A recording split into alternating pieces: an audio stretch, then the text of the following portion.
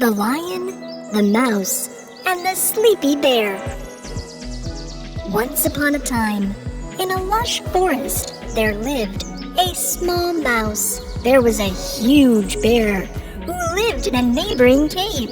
The big bear, who had hibernated months ago, was still sleeping and snoring loudly. The little mouse went to him one day to wake the bear up because he could not sleep all winter due to the bear's noisy snoring. Mr. Bear! Hey, Mr. Bear! Hey! Summer has come! You can wake up any time now! However, the bear still did not wake up. The little mouse came to the bear this time with a bugle. He blew vigorously into the bugle. But the bear continued to sleep. While the little mouse was wandering sleeplessly in the forest, he met several animal friends. What happened, little mouse? Why are you sad? Don't ask, guys. All winter I could not sleep because of the bear's snoring, and he still won't wake up. Maybe the lion can help you. What? Why would I go talk to him? Because the lion roars so loud that everyone jumps up the instant they hear his loud voice. Though the little mouse was a little scared by the thought, he went to the lion, the king of the forest, to request his assistance. The lion was sleeping in front of his cave. The little mouse was terrified when he saw the mighty beast, so he decided to give up his plan and go back home. But when he accidentally stepped on a branch in front of him, the big cat woke up and a tiny trembling voice reached his ears. What's that noise? What are you doing in front of my cave? Well, king of the forest, sorry to wake you up. Well, I, came to ask for your help. You're not even big enough to be considered snack size, little mouse. Why should I help you? Dear fearsome lion, you have to wake up my neighbor, the big bear, who won't wake up from hibernation. Nothing I do seems to wake him. Since I am small, I have a little voice. But one roar from you can solve everything. I don't have time to spend for a tiny, little, useless mouse like you. I am king of the forest. The lion walked away without helping the mouse. He went to a corner where no one could see him. He leaned against a tree and started to itch like crazy.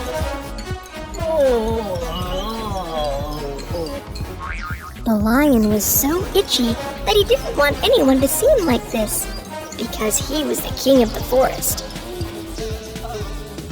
The little mouse, on the other hand, was coming home sadly and heard wheezing from the depths of the forest. He went to where the voice came from, and he saw the lion. Moreover, the lion was itching himself non-stop and looking rather silly in the process. The mouse immediately approached the lion. When the lion saw him, he stopped itching, but it was clear he was still in pain and discomfort due to the itch. Mr. Lion, what happened to you?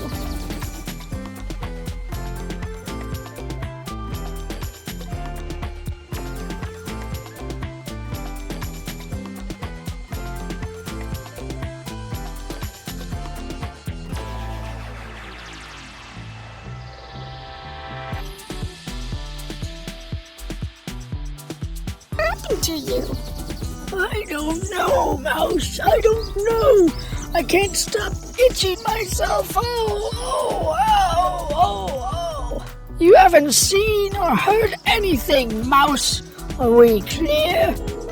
The mouse carefully fixed his tiny eyes on the lion and saw a bunch of tiny fleas jumping in his fur. The mouse understood why the mighty cat was itching so much. Aw, you have fleas. Let me help you. How can you help me? You're just a little mouse. Leave me alone. The little mouse bravely jumped on him. ignoring the lion's rude comments. What are you doing? Get off of me! The mouse started to crawl through the thick, scruffy fur and throw out all the fleas.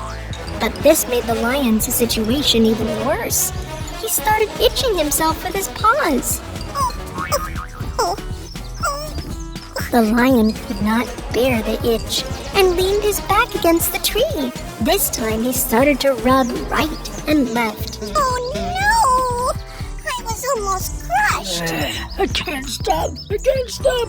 The more you run over me, the more I itch! Get off, mouse! The lion ran to a nearby lake. He quickly jumped into the water. The mouse on his back was nearly drowned. Mr. Lion, get out of the water right away or I'll drown! The lion came out of the lake, but then proceeded to shake himself dry. He was shaking his body so hard and so fast that the mouse barely was able to hang on to that thoughtless lion. I've almost got the itch taken care of, Mr. Lion. Just a little bit more to the left. The lion finally stopped himself. The mouse threw out the last few fleas that remained on the lion. How do you feel now?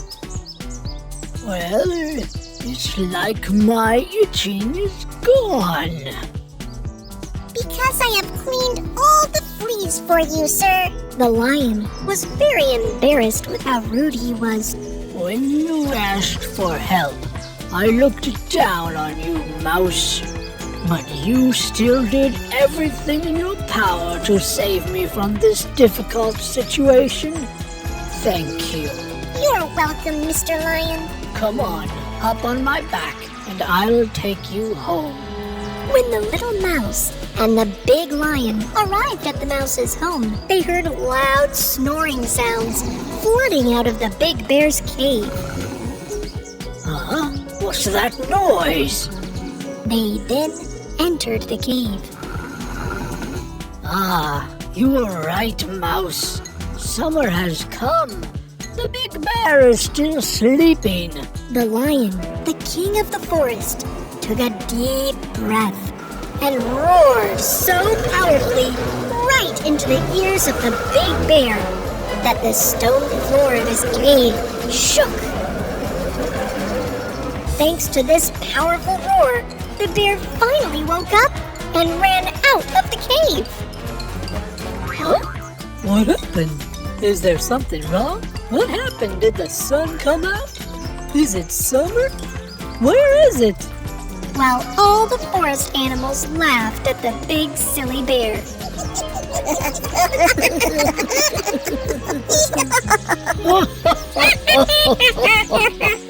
Little Mouse was also very happy that the snoring was finally over.